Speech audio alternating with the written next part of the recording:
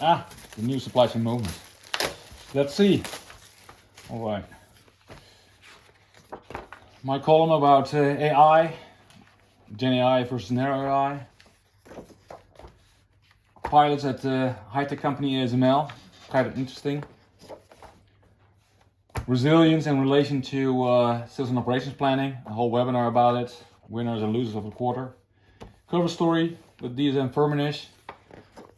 Richard Oosterhoff is talking about the combination of make to stock and make to order in a merging company.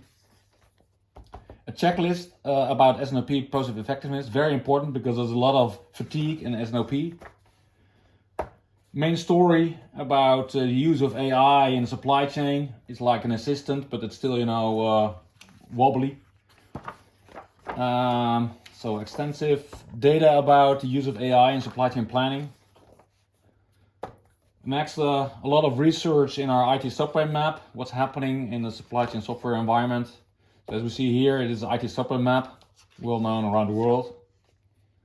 A mind map, visualization about direct-to-consumer, impact, challenges, solutions.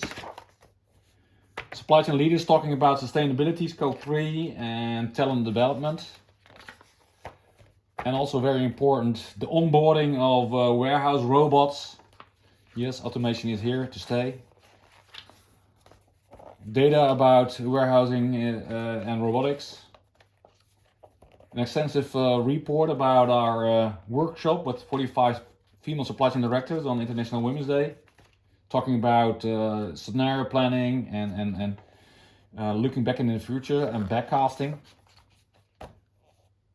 Important supply chain transformation planning roadmap. What are the 5 steps and how to get there?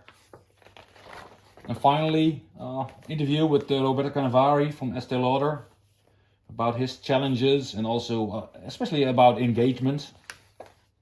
And of course we have a poster version of the IT supplement map. Nice reading, so good luck and have fun.